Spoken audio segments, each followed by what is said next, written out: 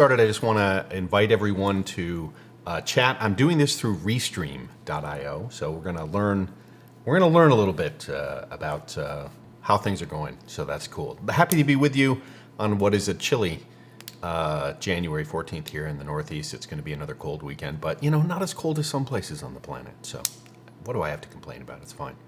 I'd love to give a shout out to my friends and colleagues in the PerfBits world. Scott Moore is doing some awesome stuff over on his performance tour, which I was on episode 1. But he's doing some really cool stuff with SMC Journal. You can follow him on Twitter at LoadTester.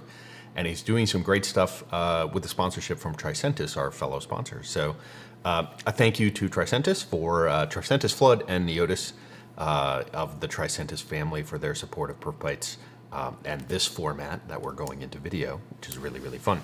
Also a shout out to Ryan Folk of Folk Consulting. If you need some super guru experts that know Dynatrace, Neotis, LoadRunner, all sorts of performance engineering stuff is pretty cool. Check them out. Catchpoint APM. If some of you do some things in the front end world for web performance, you'll follow some of their fantastic engineers that are working at Catchpoint. So shout out to them. So thanks to everyone. Before we get started with today's topic, I'm going to push one button and see if this all works pretty well.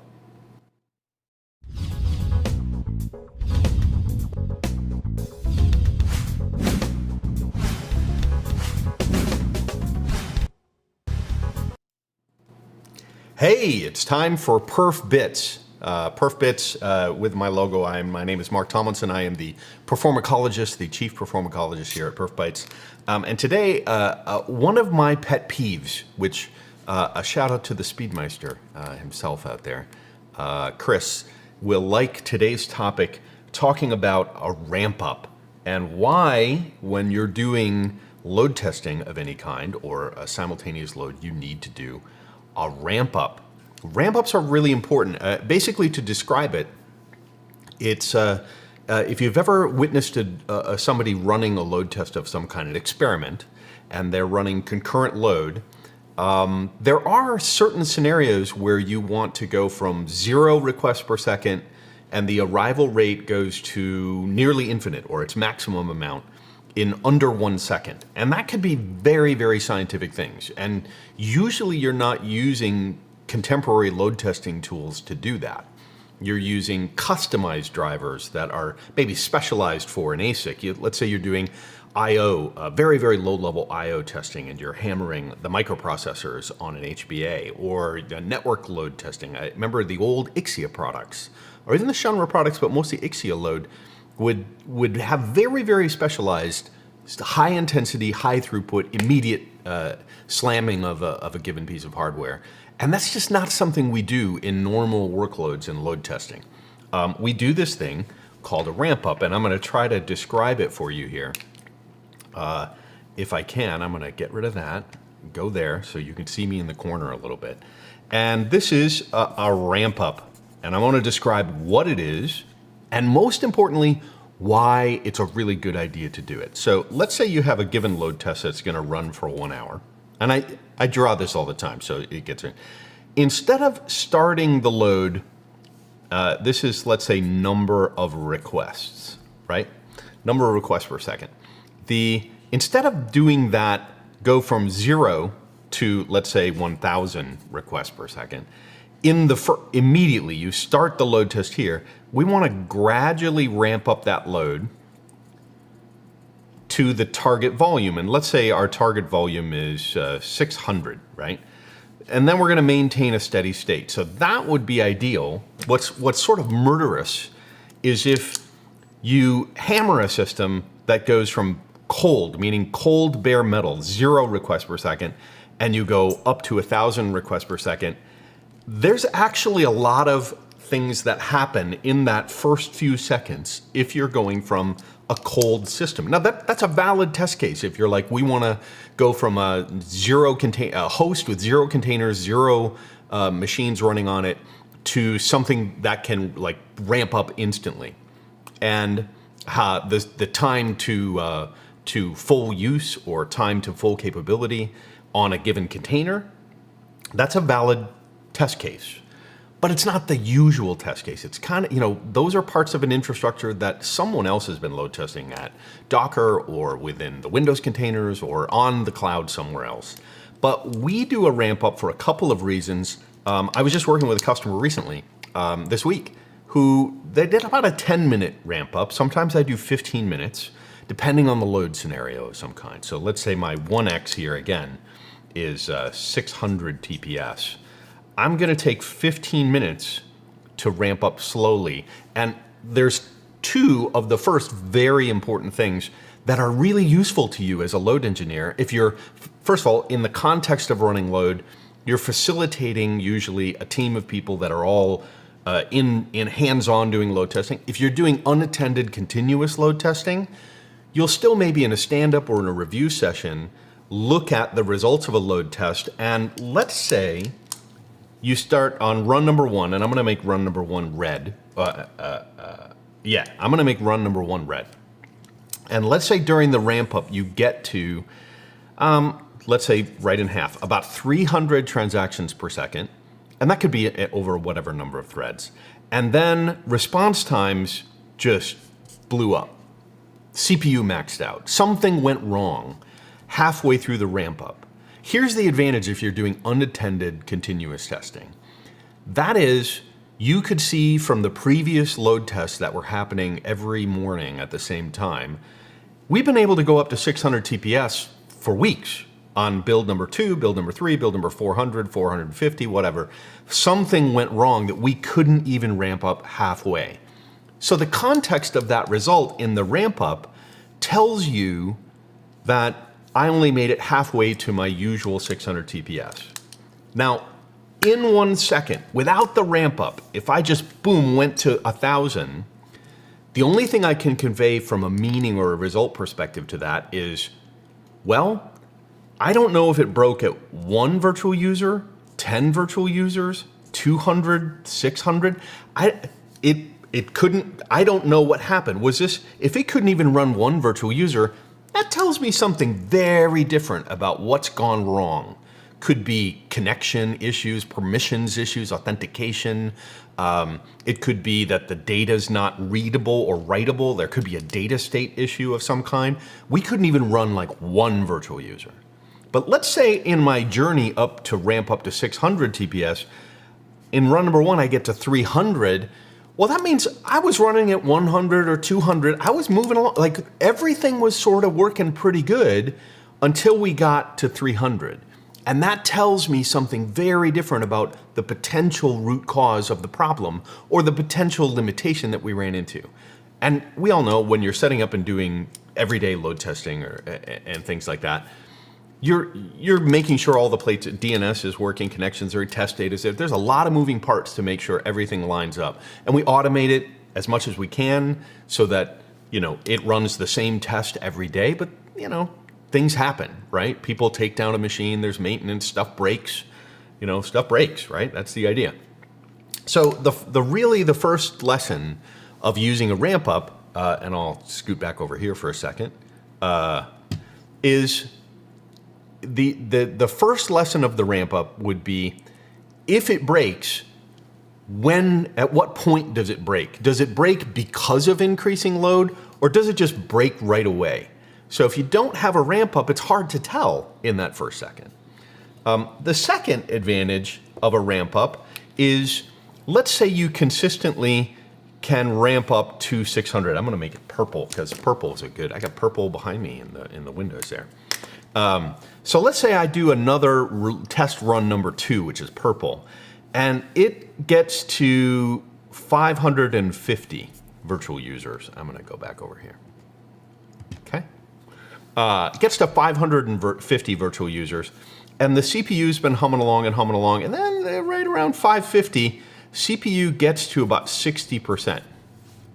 But you notice that it was pretty simple, and CPU was doing fine for a while, but in this last few sections, maybe CPU goes up from 500 to 550. That's not a linear increase. Like if we allocate memory for a virtual user, the memory would be kind of in line with that increase. Response time obviously could be really, really fast, but let's say one of the resources in that ramp up changes its profile, its usage. Within some interval of 50, 100, 150, 200, 250, we get to 500 to 550, and something changes with memory or CPU. That seems to be abnormal when the expectation would be every resource is sort of evenly get used. And that could be within the heap, like you may see available bytes in memory just being constant, but within there, you're actually consuming and creating more threads. Maybe something between 500 and 550, there's something interesting to learn.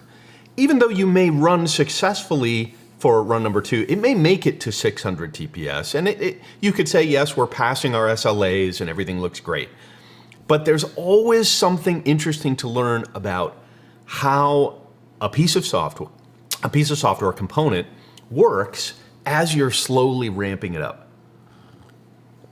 And I'm enjoying coffee out of my Kepton cup. Thank you very much, Andy and everyone there. The very cool stuff to think about and learn during that ramp up phase. So that's the second thing, is how those resources get consumed during the ramp up is kind of interesting. Now I'm going to say the last reason that I do ramp ups isn't so technical. It's if you have a run, and I'm going to say run number 3, consistently goes up to 600 TPS, and it typically runs all day long.